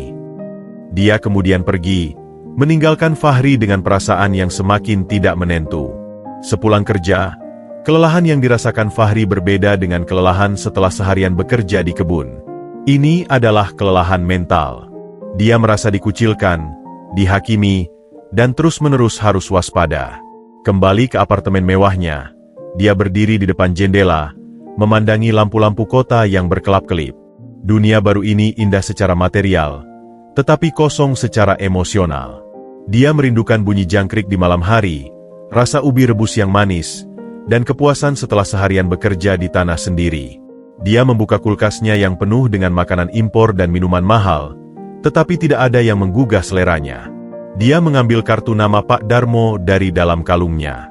Dia ingin menelepon, ingin berkata bahwa ini semua terlalu berat. Tapi dia ingat kata-kata Darmo, mulai baru hidupmu. Apakah ini yang dimaksud dengan hidup baru? Menjadi orang asing di antara keramaian, merasa seperti ikan yang salah kolam?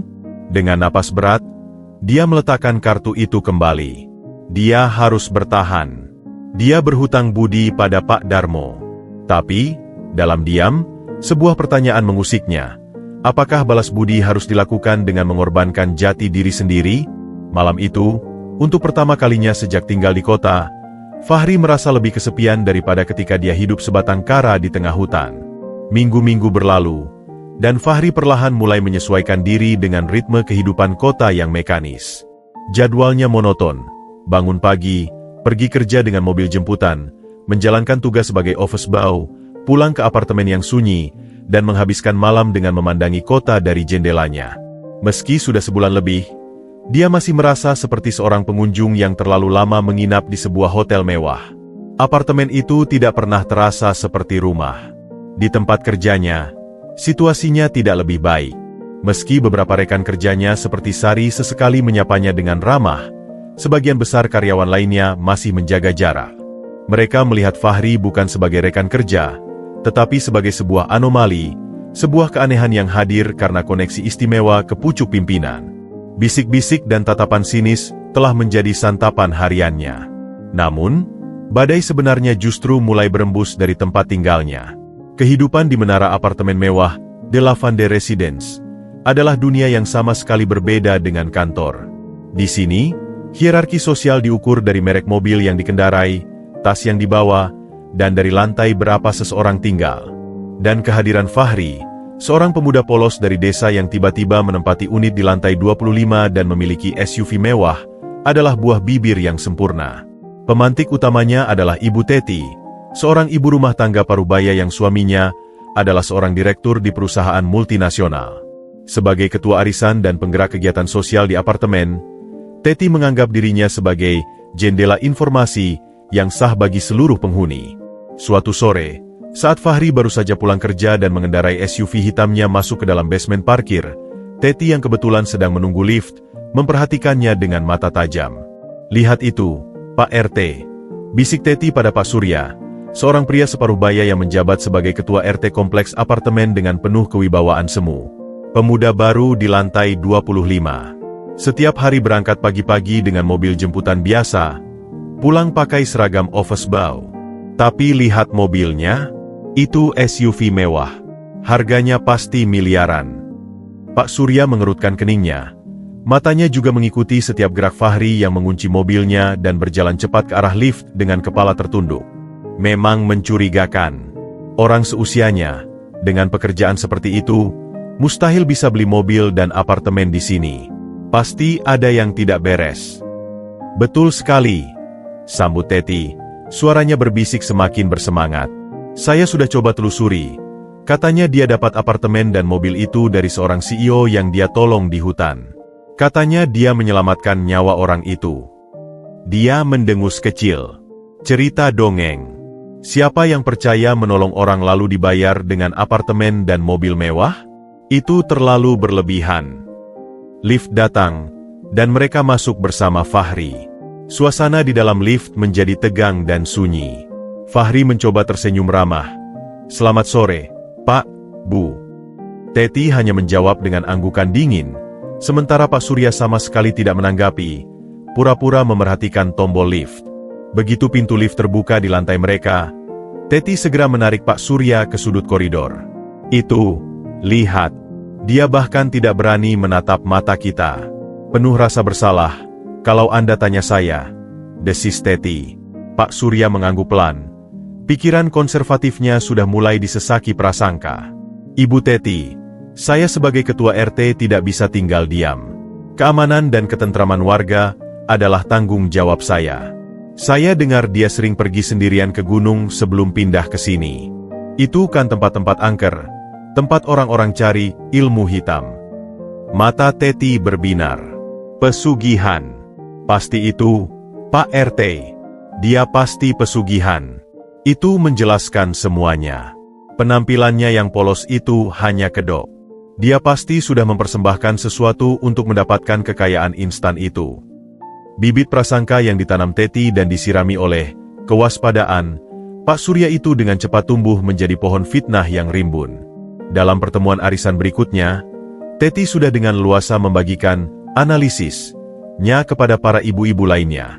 Makanya, hati-hati dengan pemuda baru di lantai 25 itu, Bu Ibu, kata Teti sambil menyuir secangkir tehnya. Dia dapat kekayaannya tidak halal. Saya tidak mau anak-anak kita bermain dekat-dekat dengannya. Siapa tahu dia membawa energi negatif atau makhluk halus. Desas-desus itu menyebar dengan cepat seperti virus. Dalam hitungan hari, hampir seluruh penghuni apartemen sudah mendengar cerita tentang Fahri, pemuda pesugihan yang berbahaya. Beberapa ibu bahkan dengan terang-terangan menarik anak mereka menjauh jika berpapasan dengan Fahri di koridor atau area playground. Seorang nenek tua yang tinggal di seberang unit Fahri bahkan terlihat menyiram air kembang di depan pintu unit Fahri setiap pagi, berbisik mantra tolak bala. Fahri, yang polos dan masih asing dengan dinamika sosial kompleks di kota, awalnya tidak menyadari sepenuhnya gelombang fitnah yang sedang mengarah kepadanya. Dia hanya merasa orang-orang menjadi semakin dingin dan menghindar. Hingga suatu hari, ketika dia sedang mengambil paket dari kurir di lobi, dia mendengar percakapan dua orang ibu yang tidak menyadari kehadirannya. Yang pesugihan itu loh.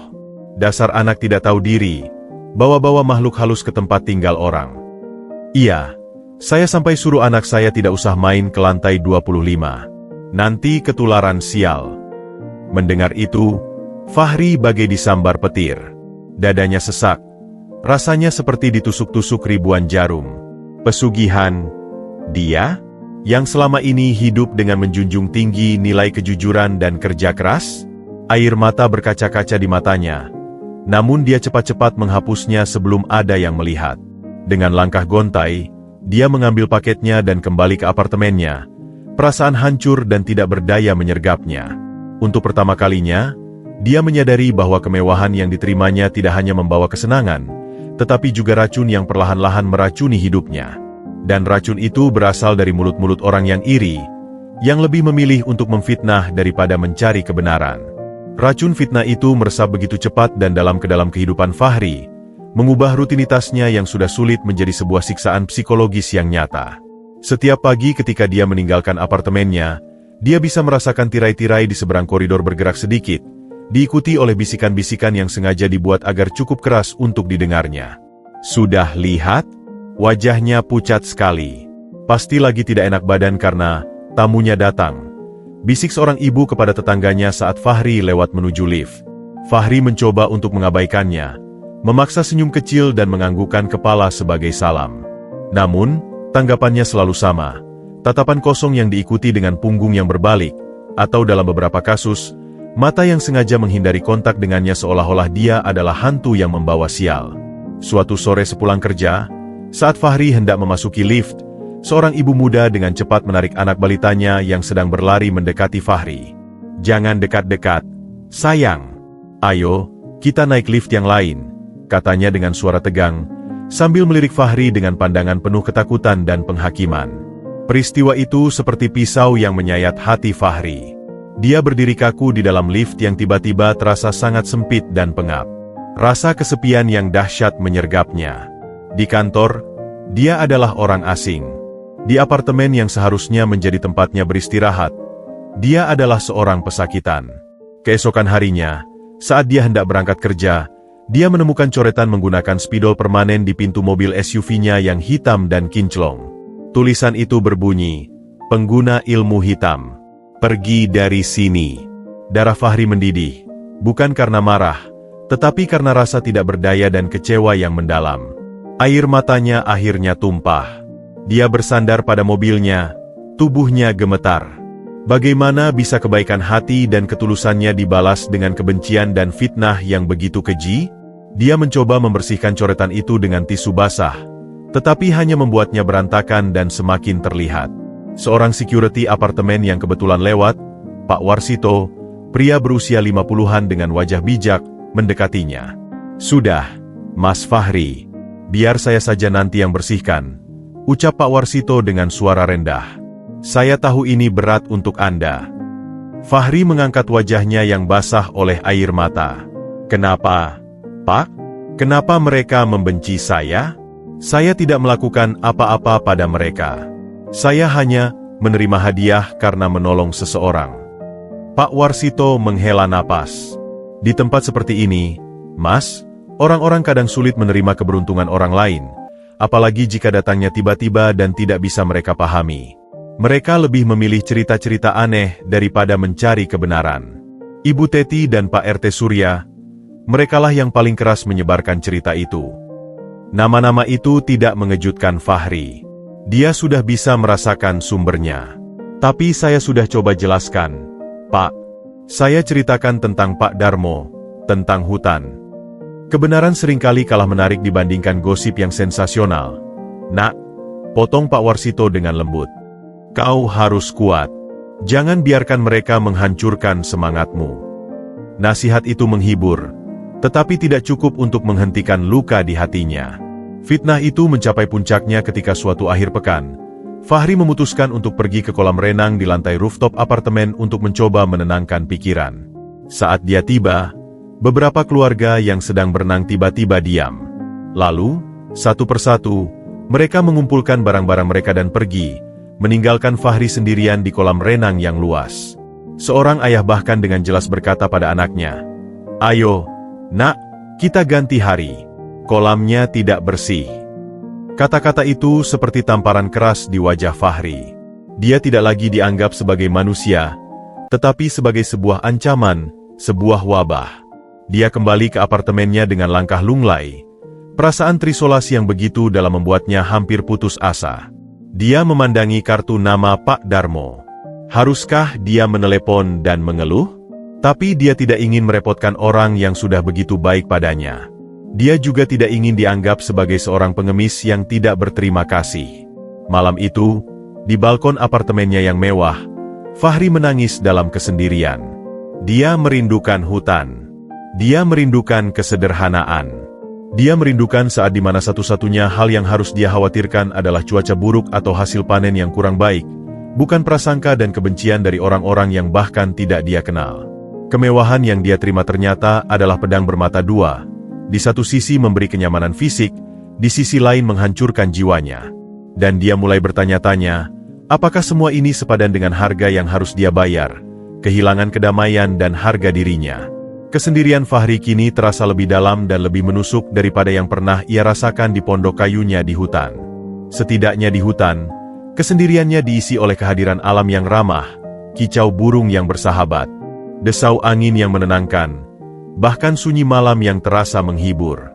Di tengah gemerlap kota dan kemewahan apartemennya, kesendiriannya justru terasa seperti sebuah ruang hampa yang dipenuhi oleh tatapan kosong dan bisikan-bisikan tak kasat mata yang terus menggerogoti jiwanya.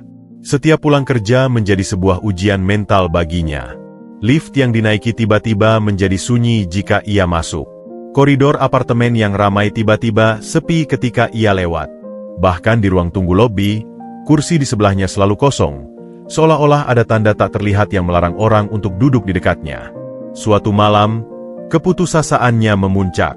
Dengan perasaan hancur, ia mengambil kertas dan pulpen, lalu duduk di lantai dekat jendela, posisi yang membuatnya merasa lebih nyaman daripada duduk di sofa kulit mewah yang terasa asing.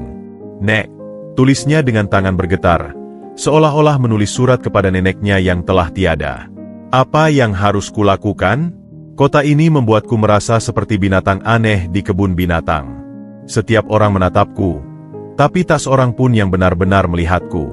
Mereka hanya melihat mobil mewah dan apartemenku, lalu memutuskan bahwa aku pasti penjahat. Air matanya menetes membasahi kertas. Mereka bilang aku melakukan pesugihan, Nek.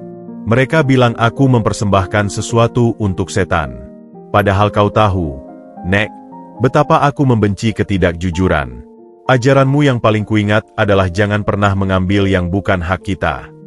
Tulisannya semakin berantakan, tertuang begitu saja dari kedalaman hatinya. Aku mencoba menjadi baik, Nek. Aku tersenyum pada mereka. Aku membantu seorang ibu membawa belanjaannya minggu lalu, tapi dia malah ketakutan dan langsung pergi. Aku tidak tahu harus berbuat apa lagi. Dia memandang keluar jendela, melihat lampu-lampu kota yang berkedip-kedip. Aku merindukan suara jangkrik, Nek. Aku merindukan bau tanah setelah hujan. Aku merindukan rasa ubi rebus yang hangat di perapian. Di sini segalanya serba instan dan mewah, tapi semuanya terasa hampa. Aku lebih merasakan kedamaian saat makan ubi sendirian di pondok kita daripada makan steak di restoran mewah sendirian di sini. Dia terus menulis, mencurahkan segala isi hatinya, tentang kerinduannya pada hutan, tentang betapa ia merasa seperti penipu yang hidup dalam kebohongan, tentang betapa ia ingin sekali membuktikan bahwa ia tidak seperti yang mereka katakan. Terkadang, tulisnya di akhir surat, aku bertanya-tanya apakah kesalahan terbesarku adalah menerima kebaikan Pak Darmo. Mungkin lebih baik aku tetap di pondok, miskin tapi bermartabat. Setidaknya di sana, tidak ada yang menuduhku sebagai dukun pesugihan. Dia melipat kertas itu rapat-rapat dan menyimpannya di dalam sebuah kotak kayu kecil, satu-satunya benda yang ia bawa dari pondoknya. Surat itu tidak akan pernah sampai, tapi setidaknya dengan menuliskannya, bebannya terasa sedikit berkurang. Keesokan harinya, keputusasaannya memuncak. Ia memutuskan untuk mencoba lagi. Ia membeli beberapa kue tradisional dari toko kue terkenal di mall dan membungkusnya dengan rapi. Niatnya sederhana.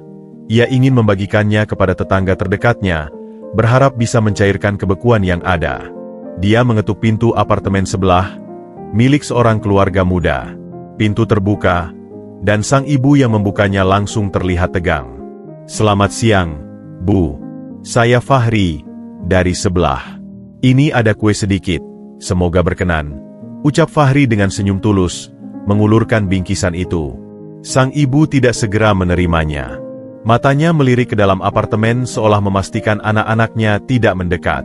"Oh, terima kasih. Tapi, kami tidak bisa menerimanya. Anak-anak saya alergi," jawabnya cepat, lalu menutup pintu tanpa basa-basi. Fahri berdiri terpaku di depan pintu yang tertutup. Tangannya masih mengulurkan bingkisan yang ditolak. Rasa malu, sedih, dan marah bercampur menjadi satu. Dia mencoba di dua apartemen lain, dan hasilnya sama, penolakan halus, tatapan ketakutan, atau alasan yang dicari-cari. Dia kembali ke apartemennya, melemparkan bingkisan kue itu ke tempat sampah, dan terjatuh di lantai. Tubuhnya menggigil. Rasanya seperti ada dinding kaca yang tebal antara dirinya dan dunia luar. Dia bisa melihat mereka, tapi tidak bisa menyentuh atau terhubung dengan mereka. Dia ada di tengah keramaian, tapi tidak pernah menjadi bagian darinya. Kesendirian di tengah keramaian, itu adalah hukuman yang paling kejam. Dan Fahri mulai bertanya-tanya, berapa lama lagi ia bisa bertahan sebelum akhirnya jiwanya remuk sepenuhnya. Dalam keputusasaannya, satu hal yang semakin jelas, kemewahan materi tidak ada artinya tanpa penerimaan dan persahabatan. Dan dua hal itulah yang tidak bisa dibeli oleh semua kekayaan Pak Darmo. Tekanan yang bertubi-tubi selama berminggu-minggu akhirnya mencapai titik didih. Rasa frustrasi, kesepian, dan ketidakberdayaan yang dipendam Fahri mulai berubah menjadi sebuah keputusasaan yang membara. Setiap tatapan menghakimi, setiap bisikan yang disengaja, setiap penolakan halus, semuanya menumpuk menjadi beban yang nyaris tak tertahankan. Puncaknya terjadi pada sebuah Sabtu sore yang cerah. Fahri memutuskan untuk menjemput beberapa paket dari lobi. Hari itu seharusnya menjadi hari yang baik. Dia baru saja menerima bonus pertama dari pekerjaannya, dan untuk pertama kalinya sejak tinggal di kota, dia merasa sedikit percaya diri. Dia mengenakan kaos sederhana dan celana training, berharap bisa terlihat lebih santai dan mudah didekati. Saat menunggu lift di lobi basement, sekelompok remaja, anak-anak dari beberapa penghuni apartemen, sedang berkumpul sambil tertawa-tawa. Salah satu dari mereka, Kevin, Putra Ibu Teti yang berusia 17 tahun adalah yang paling vokal. Ketika melihat Fahri, mereka tiba-tiba terdiam. Lalu, dengan berani, Kevin melontarkan komentar. "Lihat nih, si pesugihan lagi turun. Jangan-jangan mau cari korban baru," bisiknya, tapi cukup keras untuk didengar Fahri. Fahri mencoba mengabaikannya, menekan tombol lift berulang kali dengan harapan lift cepat datang. Jangan diacuin, ntar kasihan. Mungkin dia butuh teman buat ritualnya," sambung remaja lain, disambut tawa kecil dari yang lainnya. Darah Fahri mendidih. Ini sudah keterlaluan. Bukan hanya orang dewasa, tapi anak-anak seusia ini sudah berani menghinanya secara terbuka. "Kevin, cukup," kata Fahri dengan suara rendah namun tegas, menatap langsung mata remaja itu. "Aku tidak melakukan apa-apa pada kalian. Hormati orang lain." Kevin, yang merasa ditantang di depan teman-temannya, memberanikan diri mendekat. "Hormat?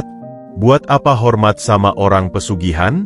Bapak gue bilang, lo dapat semua ini karena nyembah setan." Kalimat itu seperti menyulut api dalam diri Fahri. Segala rasa sakit, kemarahan, dan kekecewaan yang dipendamnya selama ini meledak. "Jangan asal bicara. Kamu tidak tahu apa-apa. Aku dapat semua ini karena menolong seseorang dengan tulus." "Menolong? Bohong. Siapa yang mau bayar segini buat sekedar nolong? Lo pasti jual nyawa atau apa?" Hardi Kevin mendorong bahu Fahri dengan kasar. Dorongan itu adalah titik baliknya. Fahri, yang seumur hidupnya diajarkan untuk sabar dan rendah hati, tiba-tiba teringat pelajaran lain dari neneknya. "Jangan cari masalah, nak. Tapi jika harga dirimu diinjak-injak, jangan biarkan mereka menganggapmu lemah." Refleksnya yang terlatih dari kehidupan di hutan mengambil alih. Dengan gerakan cepat dan tepat, Fahri menangkap pergelangan tangan Kevin yang mendorongnya dan memelintirnya dengan lembut namun tegas, cukup untuk membuat remaja itu menjerit kesakitan. "Aduh, lepasin. Lihat, dia mau makan aku. Dia mau ritual," teriak Kevin histeris, meski sebenarnya Fahri sama sekali tidak berniat melukainya. Keributan itu menarik perhatian para penghuni lain yang sedang lalu lalang. Dalam hitungan menit, kerumunan mulai terbentuk. Ibu Teti, yang mendengar teriakan anaknya, bergegas turun dengan wajah panik. "Apa yang terjadi? Lepaskan anak saya, Anda monster!" teriak Ibu Teti, menarik paksa Kevin dari pegangan Fahri. Fahri melepaskan pegangan itu, napasnya terengah-engah. Dia berdiri sendirian, dikelilingi oleh kerumunan yang memandangnya dengan kebencian dan ketakutan. Dia yang mulai, "Bu!" Dia nyerang Kevin tanpa alasan. Salah satu remaja berbohong untuk melindungi temannya. Ia bilang mau pakai Kevin untuk pesugihannya, tambah yang lain. Fahri merasa dunia berputar. Kebohongan yang dilontarkan begitu mudahnya, dan kerumunan itu langsung mempercayainya tanpa bertanya. "Tidak benar. Kevin yang mendorong saya pertama kali, dan saya tidak berniat menyakitinya," bantah Fahri, suaranya gemetar karena emosi. "Bohong.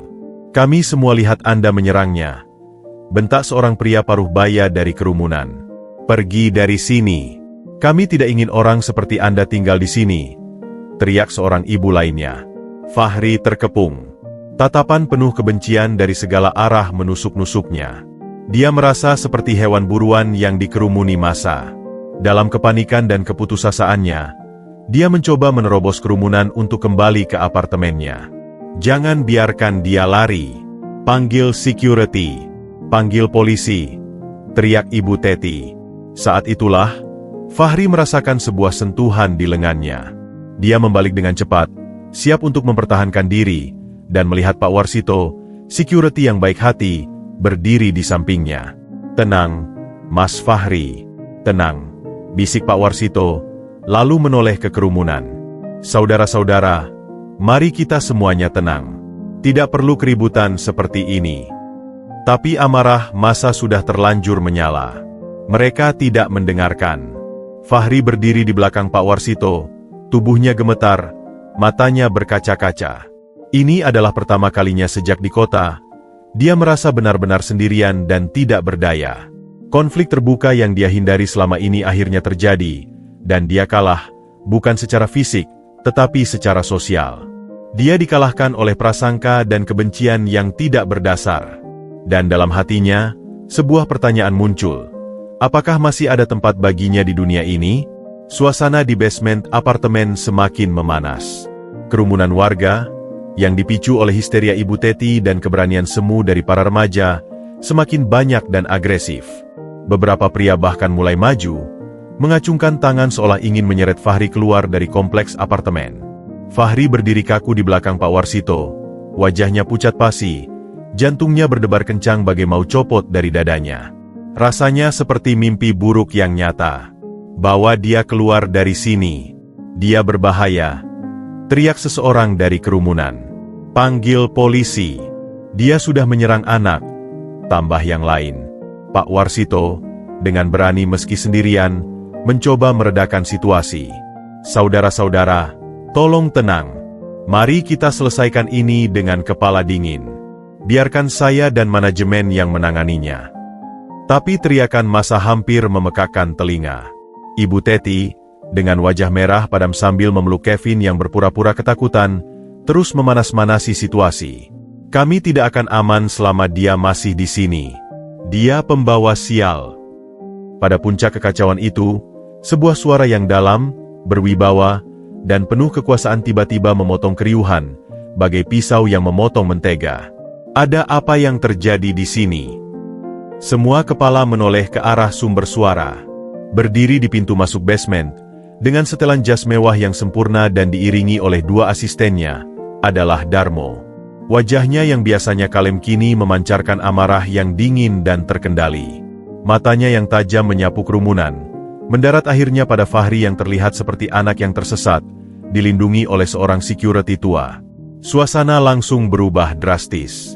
Suara riuh reda seketika, berganti dengan bisikan-bisikan takjub dan takut. Semua orang mengenali siapa Darmo. Foto dan berita tentang konglomerat sukses ini sering menghiasi media.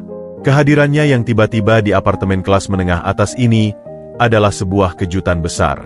Darmo melangkah mantap mendekati kerumunan, yang secara ajaib membuka jalan untuknya. Wibawanya yang alami membuat semua orang terdiam. Pak Darmo, sapa Pak Warsito, terlihat lega. Darmo mengangguk singkat pada Pak Warsito, lalu menatap Fahri. Fahri, apa yang terjadi? Kau baik-baik saja? Tanyanya, suaranya penuh perhatian yang tulus. Fahri, yang masih gemetar, hanya bisa mengangguk lemah, tidak mampu berkata-kata. Rasanya seperti mimpi melihat Pak Darmo hadir tepat pada saat dia paling membutuhkannya. Ibu Teti, yang awalnya terkesiap, kini memberanikan diri. Pak Darmo, kami sangat menghormati Bapak, tapi pemuda ini, dia berbahaya. Dia baru saja menyerang anak saya. Dan kami punya alasan kuat untuk percaya bahwa kekayaannya didapat dari cara-cara tidak halal. Katanya, berusaha terdengar meyakinkan. Darmo memalingkan pandangannya ke Ibu Teti. Tatapannya begitu tajam hingga wanita itu nyaris mundur. Belum pernah sekalipun dalam hidup saya, ucap Darmo dengan suara lantang dan jelas, ditujukan kepada semua yang hadir. Saya mendengar omong kosong yang begitu menghina dan tidak berdasar. Dia berjalan ke tengah kerumunan, memastikan semua orang bisa melihat dan mendengarnya. Apakah kalian semua tahu siapa pemuda yang kalian keroyok ini? Tanyanya. Suaranya bergetar karena emosi yang tertahan. Ini adalah Fahri. Dia adalah pahlawan yang menyelamatkan nyawa saya di Gunung Kelir ketika saya tersesat dan terluka parah. Bisikan-bisikan ketakjuban mulai terdengar.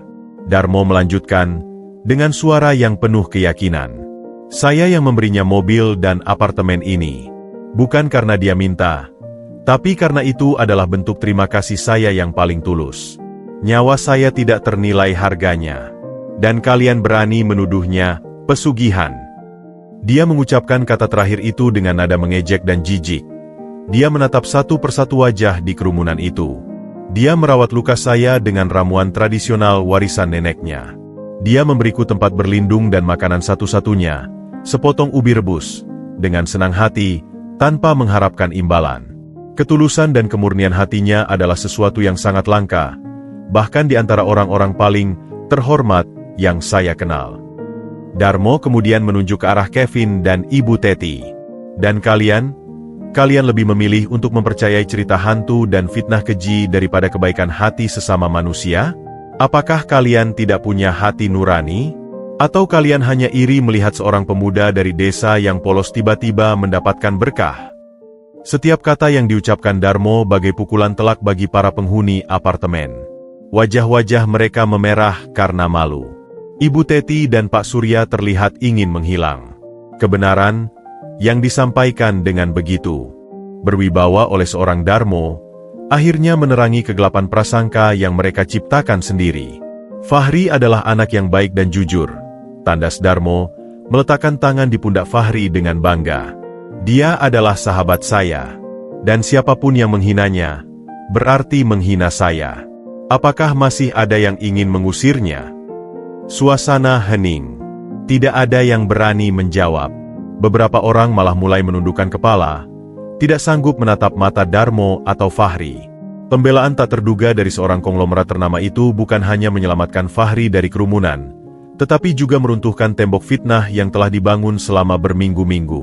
Untuk pertama kalinya, Fahri merasa ada seseorang yang berdiri di sisinya, membelanya tanpa ragu. Dan rasanya, itu lebih berharga daripada semua kemewahan yang pernah dia terima. Diam yang menyelimuti basement apartemen terasa berat dan penuh penyesalan.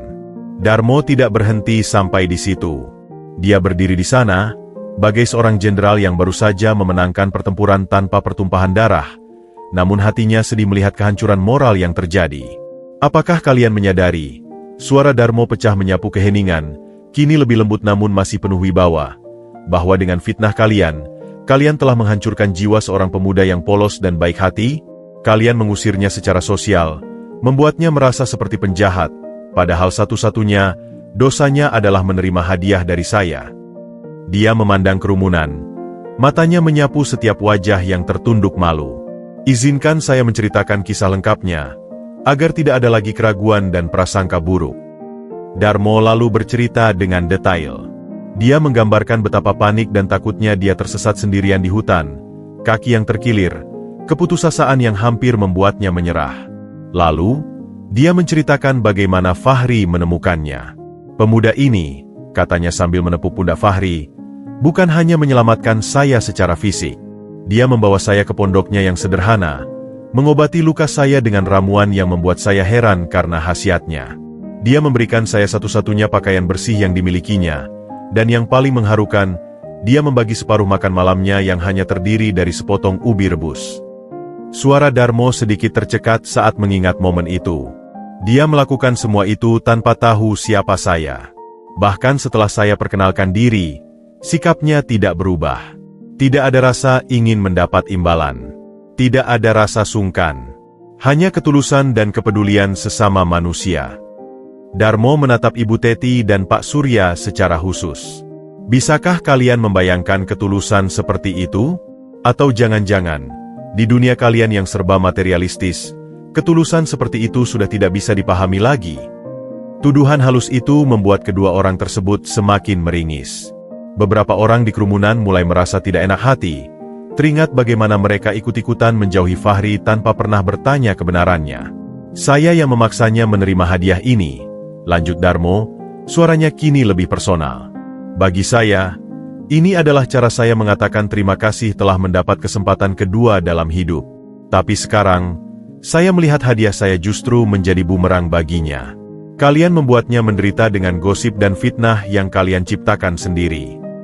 Dia berjalan perlahan di depan kerumunan. Saya pikir orang-orang yang tinggal di tempat seperti ini adalah orang-orang terpelajar dan beradab. Tapi yang saya saksikan hari ini adalah mentalitas gerombolan yang mudah dihasut, yang lebih memilih untuk merendahkan daripada memahami. Seorang bapak-bapak yang selama ini diam, Pak Agus, seorang pensiunan dosen, akhirnya angkat bicara dengan suara berat. Kami minta maaf, Pak Darmo, dan terutama kepada Anda, Mas Fahri. Dia menunduk dalam-dalam. Kami telah berdosa karena ikut memutuskan tanpa mendengar kedua belah pihak. Kami malu. Ucapan Pak Agus itu seperti membuka pintu air. Satu persatu, warga yang hadir mulai mengeluarkan suara permintaan maaf. Iya, kami salah, Mas Fahri. Kami seharusnya tidak seperti itu.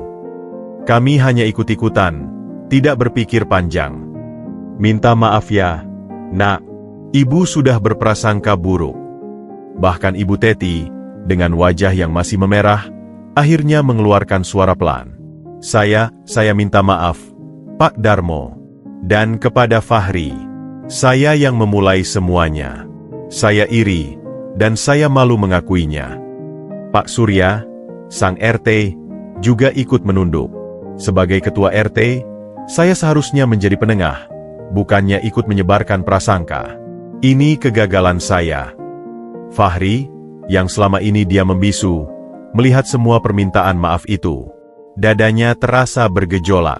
Ada kelegaan, tapi juga ada luka yang masih segar. Air mata mulai menggenang di matanya, tapi kali ini bukan air mata kepedihan, melainkan kelegaan karena kebenaran akhirnya menang.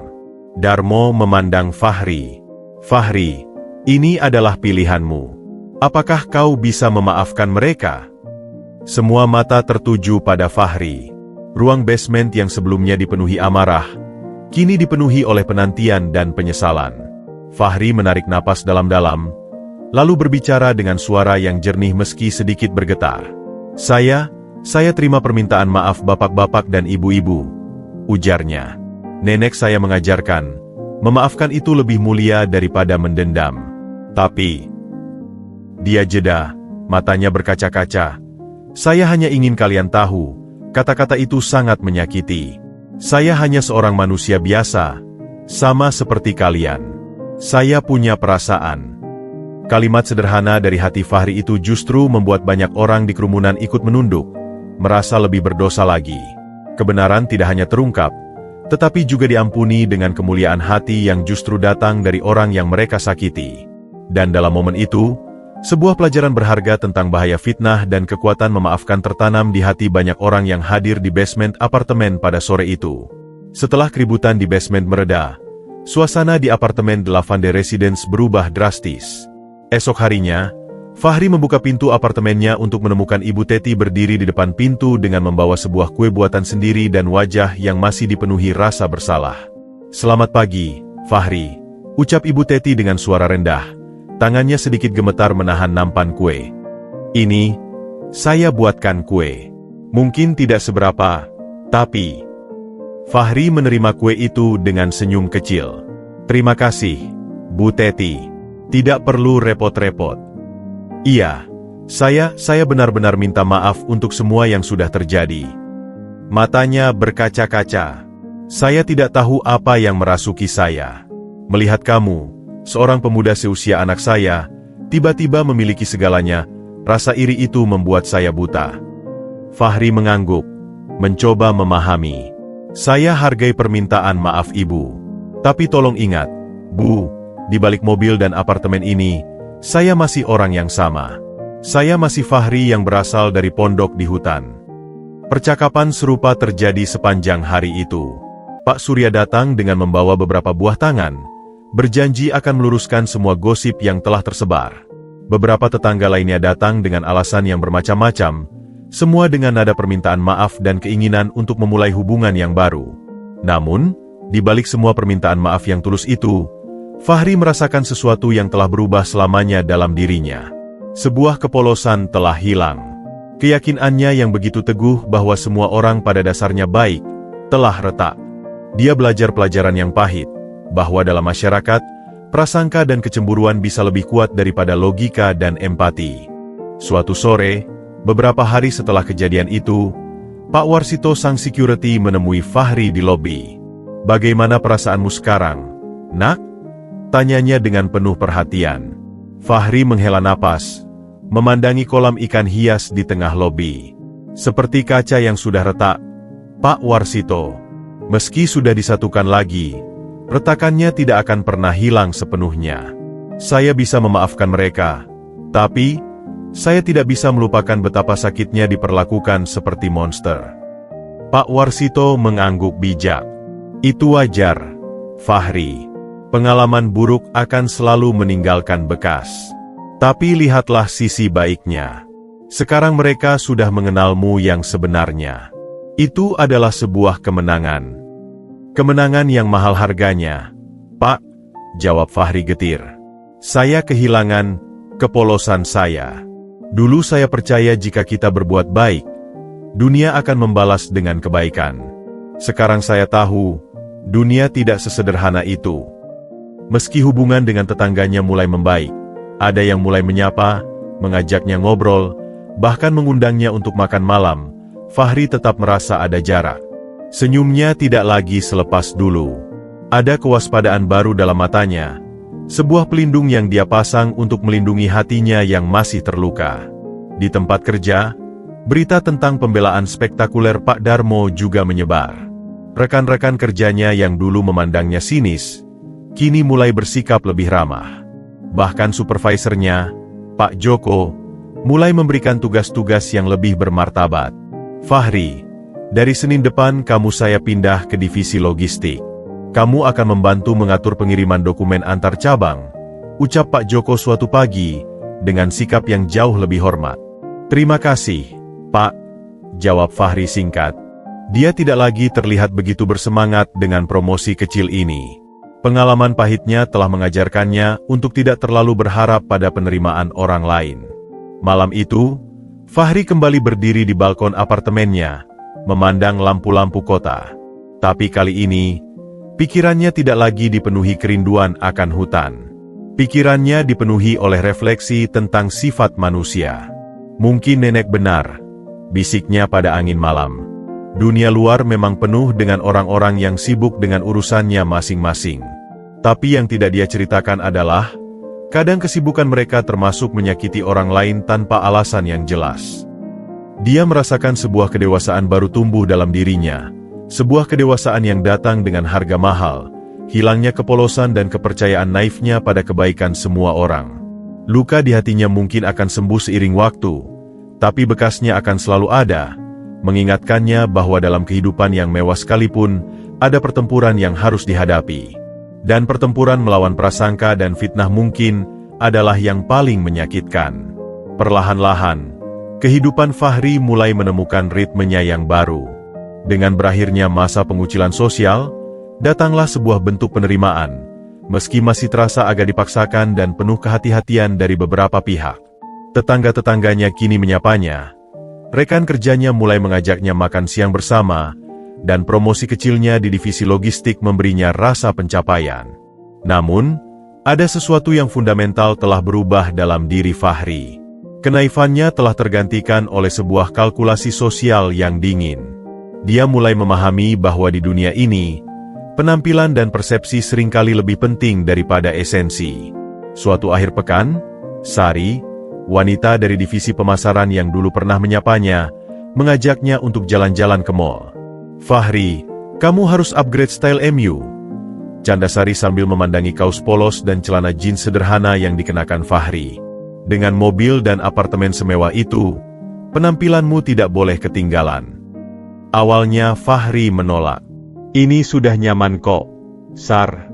Dan harganya juga tidak mahal. Bukan soal mahal atau tidak, Fahri. Tapi soal menyesuaikan dengan lingkungan barumu. Bujuk Sari halus. Orang akan lebih menghargaimu jika penampilanmu sesuai dengan level MU sekarang. Kalimat itu menyentuh titik kerawanan Fahri. Setelah mengalami sendiri betapa kejamnya orang bisa karena persepsi yang salah, dia tidak ingin mengambil risiko lagi. Jika penampilan yang lebih mewah bisa membuatnya diterima, mengapa tidak?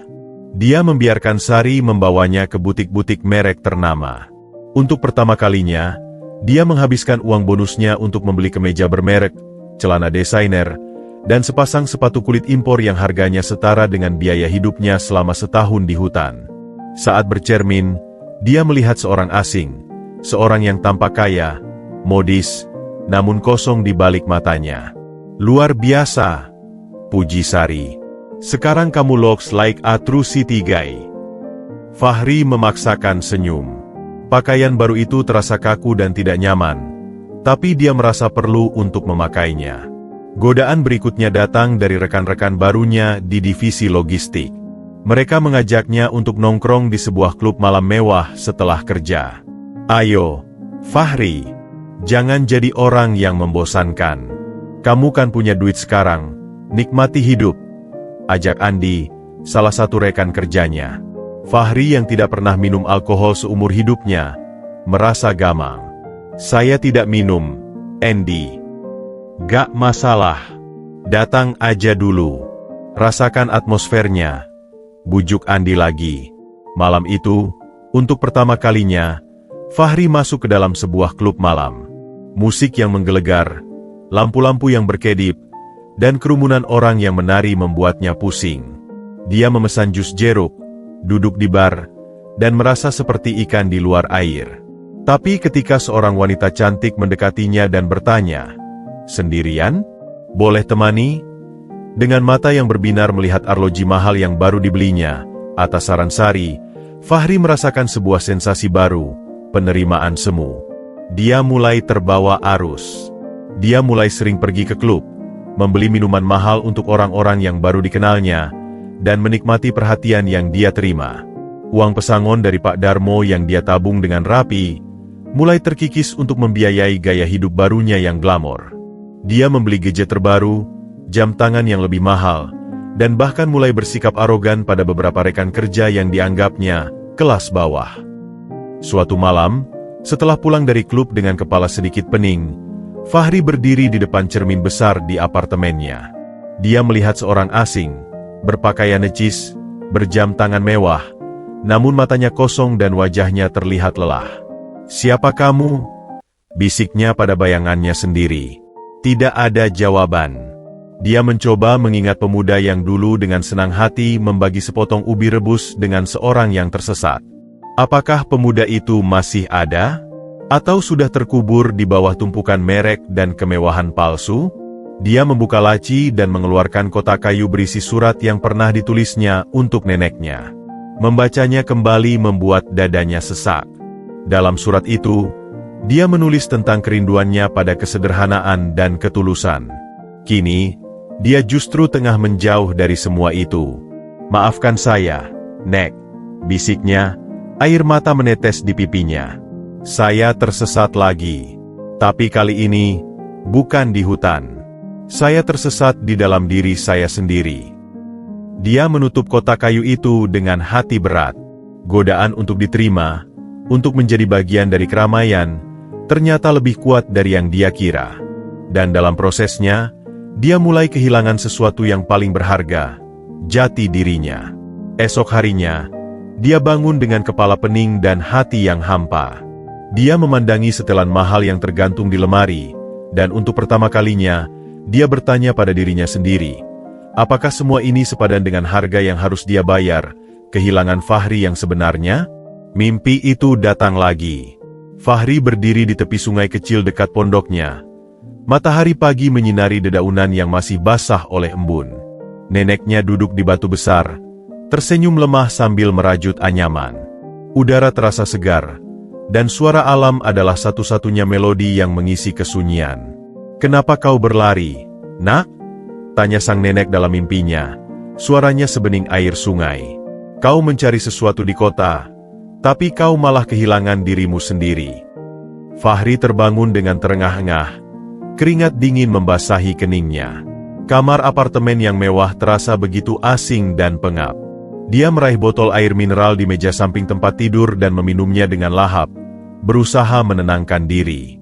Mimpi itu terasa begitu nyata, begitu menusuk. Dia berjalan ke ruang tamu dan berdiri di depan jendela kaca lebar. Kota di bawahnya masih berdenyut dengan lampu-lampu neon. Namun kali ini pemandangan itu tidak lagi memesona. Rasanya seperti melihat sebuah penjara yang indah. Kemewahan yang mengelilinginya, perabotan impor, lukisan mahal, peralatan elektronik canggih, tiba-tiba terasa seperti beban yang menyesakan.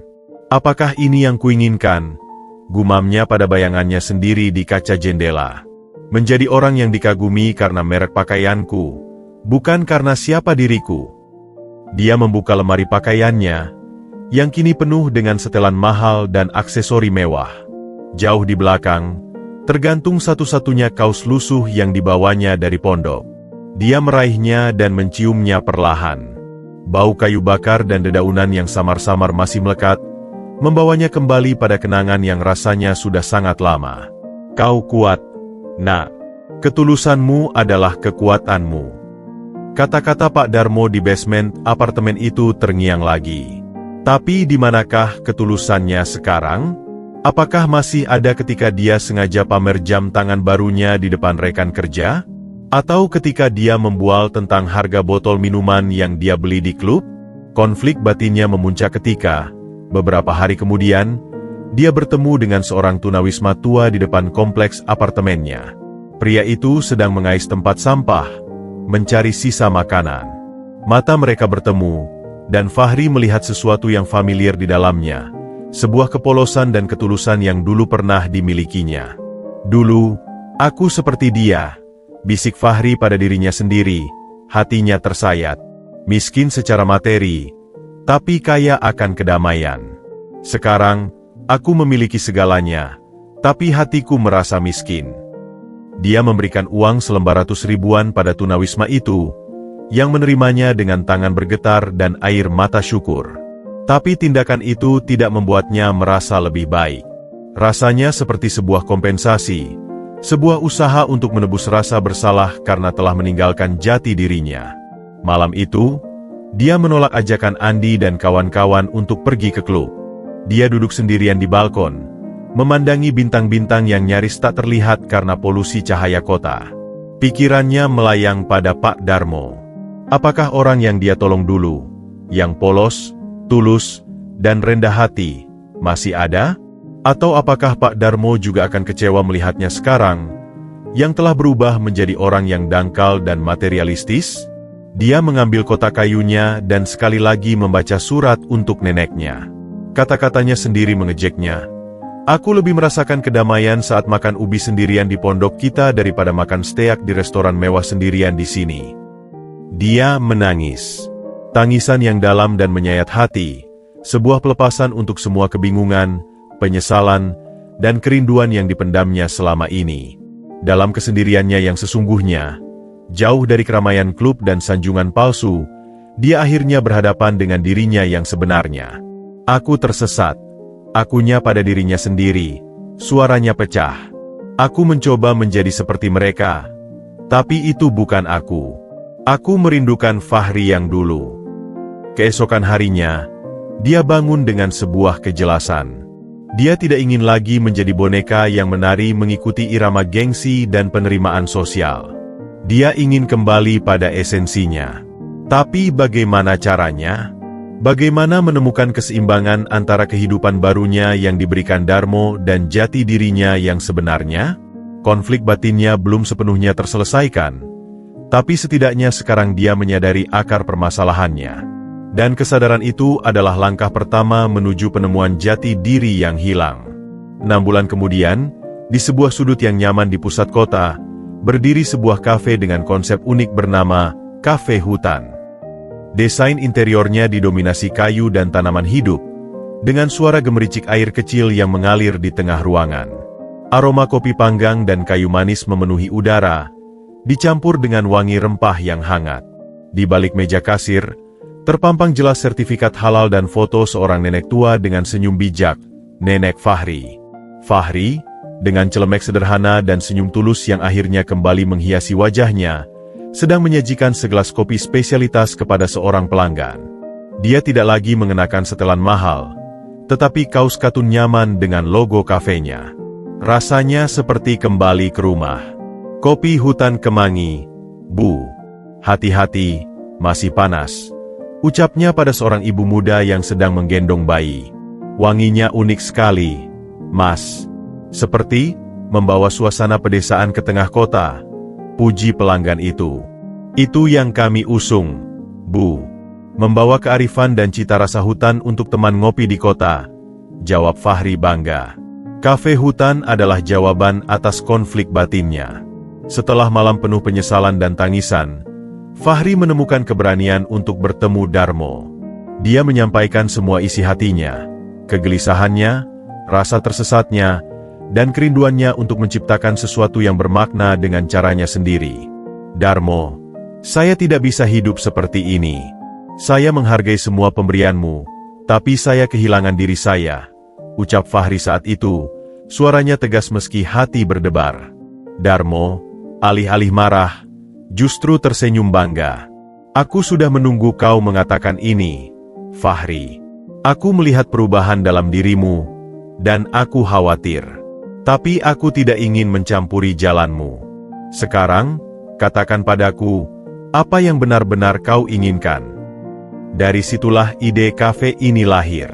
Darmo setuju untuk mengambil kembali apartemen dan mobilnya, bukan sebagai penarikan hadiah, tetapi sebagai konversi modal usaha. Dia menjadi investor utama dan mentor bisnis Fahri. Mobil mewah itu dijual, dan uangnya menjadi modal awal. Apartemennya dikembalikan, dan Fahri pindah ke tempat sewaan yang lebih sederhana di dekat lokasi kafenya. Yang mengejutkan, Doni, pemuda yang dulu memfitnahnya, datang beberapa minggu setelah kafe dibuka, dengan wajah penuh penyesalan. Fahri, aku mau minta maaf sekali lagi. Untuk semuanya, ucap Doni, sulit menatap mata Fahri. Dulu aku iri dan bodoh. Kalau bisa, aku mau belajar darimu. Aku mau kerja di sini, jadi apa saja. Fahri, dengan kemurahan hati yang dia pelajari dari nenek dan Pak Darmo, memberinya kesempatan. Doni kini menjadi salah satu pegawai terpercayanya, yang dengan bersemangat melayani pelanggan dan belajar tentang kopi serta ramuan tradisional. Suatu sore, Darmo datang berkunjung, duduk di sudut favoritnya sambil menikmati segelas teh herbal resep nenek Fahri. Lihat ini, Fahri, ucap Darmo, matanya berbinar melihat kafe yang dipenuhi pelanggan. Ini adalah dirimu yang sebenarnya. Bukan orang yang mencoba menjadi seperti orang lain, tetapi seorang yang membawa keunikan dan kearifannya sendiri kepada dunia. Fahri duduk di seberangnya, menikmati secangkir kopi sendiri. Ini semua berkat dukunganmu, Pak Darmo. Kamu tidak hanya memberi ikan, tapi juga mengajariku memancing. Tidak, Nak. Aku hanya memberimu alat. Kau yang memiliki keberanian untuk menemukan jalannya sendiri. Darmo memandang Fahri dengan bangga. Kau tahu, di dunia bisnisku, aku dikelilingi oleh orang-orang yang hanya mengejar keuntungan. Tapi di sini, di kafe kecil ini, aku melihat sebuah bisnis yang dibangun dengan hati. Itu sangat menginspirasi. Kafe Hutan tidak hanya sukses secara finansial, tetapi juga menjadi ruang komunitas. Fahri sering mengadakan workshop tentang tanaman obat dan konservasi alam, menghubungkan kembali orang kota dengan alam. Bahkan beberapa tetangga apartemen lamanya, termasuk Ibu Teti, menjadi pelanggan setia. Suatu malam, setelah kafe tutup, Fahri berdiri di depan foto neneknya yang dipajang di dinding. Terima kasih, Nek. Akhirnya aku menemukan jalanku. Aku tidak lagi tersesat. Dia telah menemukan keseimbangan. Dia tidak lagi menjadi Fahri yang polos dari hutan, atau Fahri yang tersesat dalam kemewahan kota. Dia adalah Fahri yang memadukan kearifan hutannya dengan semangat wirausaha, menciptakan sebuah tempat di mana orang bisa menemukan ketenangan dan keaslian di tengah hiruk-pikuk kota. Kemewahan sejati, ternyata, bukan terletak pada kepemilikan materi, tetapi pada kebebasan untuk menjadi dirinya sendiri dan kemampuan untuk berbagi kebaikan dengan cara yang paling otentik. Dan dalam perjalanan penemuan jati diri itu, dia tidak hanya menyelamatkan dirinya sendiri, tetapi juga menciptakan tempat berteduh bagi banyak jiwa yang lelah di kota.